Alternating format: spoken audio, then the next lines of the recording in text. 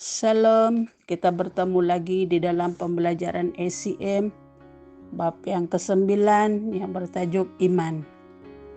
Iman merupakan tanda dari pengikut-pengikut Yesus, para pengikut Tuhan yang pertama dikenal sebagai orang-orang percaya. Iman berarti bergantung penuh kepada Allah. Ketika Adam jatuh di dalam dosa, ia keluar dari ketergantungan kepada Allah menuju kehidupan yang tidak bergantung atau tidak percaya. Hal ini merupakan alasan Allah menempatkan prioritas tertinggi pada iman. Iman merupakan jalan pemulihan hubungan kita dengan Allah. Ketergantungan kepada Allah disebut iman. Iman itu melampaui apa yang dapat ditangkap oleh kelima panca indera saudara, yaitu penglihatan, pendengaran, perasaan, penciuman, dan perabaan. Iman melepaskan saudara dari batasan kapasitas saudara. Dengan iman saudara bergerak dari tidak berdaya menuju kemampuan di dalam Dia. Bagian E, apakah iman? Iman adalah ketaatan dalam memberi respon terhadap apa yang dikatakan Allah. Iman sejati menerapkan satu, ketaatan, kedua, perbuatan di dalam memberi tanggapan, ketiga, mendengar suara Allah. Iman berarti mempunyai kepercayaan atau yakin terhadap orang lain atas perkataannya. Beriman kepada Allah melibatkan pertukaran dari percaya diri menjadi percaya kepada Allah. Kita melepaskan hal-hal yang terbatas pada diri kita dan mulai menerima pengetahuan yang tidak terbatas dari Allah. Bagian B, dua macam pengetahuan. Kata-kata dan khotbahku bukanlah dengan kata-kata hikmat dan membujuk, tetapi dengan bukti dari kuasa roh, supaya imanmu tidak tergantung pada hikmat manusia, tetapi pada kuasa Allah. Kami pun menyampaikan kata-kata hikmat kepada orang-orang dewasa, tetapi bukan hikmat zaman ini atau penguasa zaman ini yang sia-sia. Tidak, kami berbicara mengenai hikmat tersembunyi Allah, hikmat yang tersembunyi dan yang telah disediakan Allah bagi kita sebelum permulaan zaman.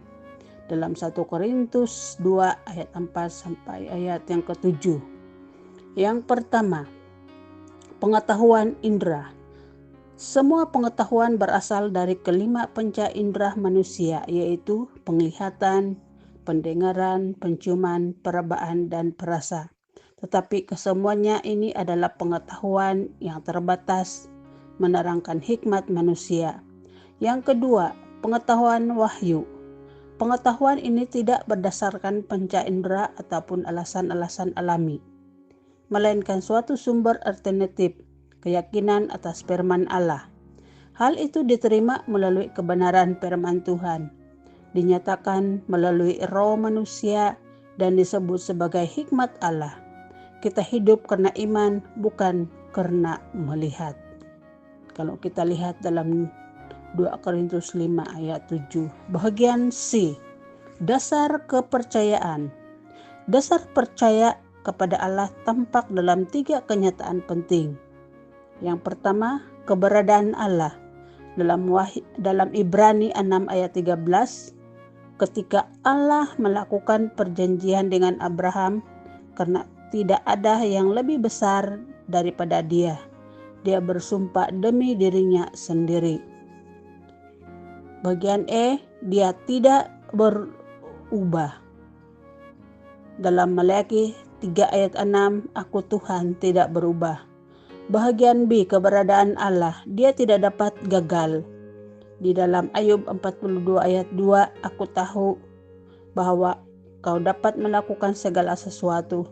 Tidak ada rencanamu yang dapat digagalkan. Keberadaan Allah seterusnya bagian C, Dia tidak dapat berdusta.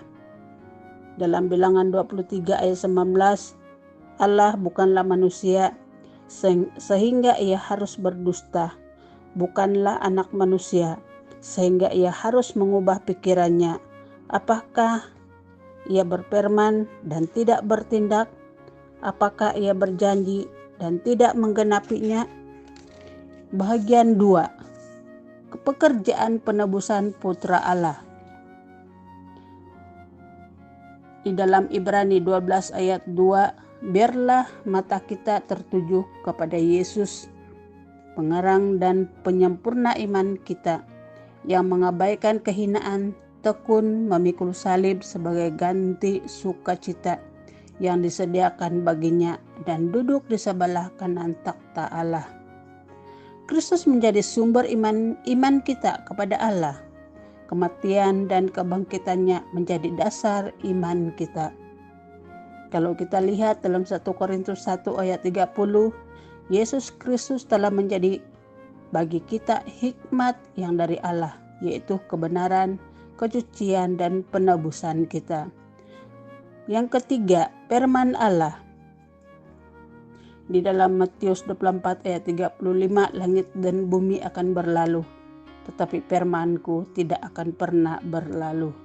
Dan di dalam Yeremia 1 ayat 12, Tuhan berfirman kepadaku, aku mengamat-amati untuk menyaksikan firman-Ku yang digenapi. Firman-Nya benar selama-lamanya. Iman datang ketika Allah mengucapkan perkataan yang khusus di luar dari apa yang sudah difirmankannya secara langsung kepada situasi kita. Firman Allah menjadi hidup bagi kita. Ketika difirmankan dengan cara demikian, ia melepaskan iman kita. Bagian D, bagaimana iman bekerja? Prinsip iman, kalau dilihat dalam Roma 3 ayat 27, adalah beroperasi di dalam hidup kita secara terus-menerus, tidak peduli akan keadaan di sekelilingnya. Hal itu bekerja dengan cara sebagai berikut. Yang pertama, Allah memberi kita iman.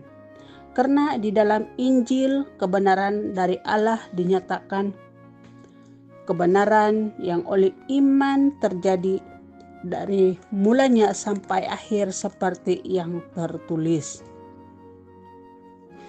Orang benar hidup oleh imannya, yaitu iman yang diberikannya kepada karunia.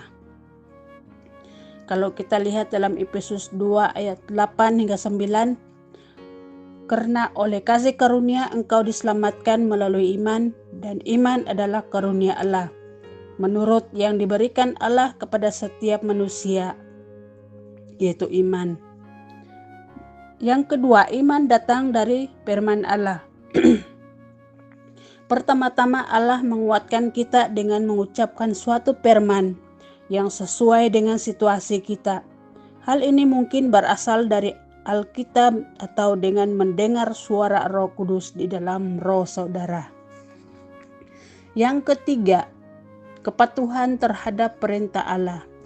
Kita harus mematuhi perintah Allah. Iman adalah sesuatu yang aktif, tidak pasif. Hampir semua janji Allah bersyarat Ia akan melakukan bahagiannya jika kita melakukan bahagian kita. Di dalam Yakobus 2 ayat 17 menyatakan iman tanpa disertai perbuatan adalah mati. Yang keempat, krisis pencobaan atas iman kita. Ini merupakan masa pencobaan. Segala sesuatu yang terjadi di sekeliling kita berlawanan dengan firman Allah dan tampak sebagai bukti alami iman kita. Dalam hal ini iman kita hanya berlandaskan pada firman Allah, apa yang telah difirmankannya kepada kita. Engkau bersukacita hanya sebentar saja, engkau menderita sebagai ujian. Kalau kita lihat dalam 1 Petrus 1 ayat 6 sampai ayat yang ke-7, hal ini terjadi supaya iman kita lebih berharga dari emas yang tidak dapat terbakar dengan api, sebagai bukti kemurnian yang akan membawa pujian, kemuliaan, dan kehormatan ketika Yesus Kristus dinyatakan. Di dalam percaya kita menggantungkan diri kita atas kesetiaannya. Di dalam hari-hari yang penuh keraguan-raguan dan pergumulan, Tuhan setia dan tidak meninggalkan kita.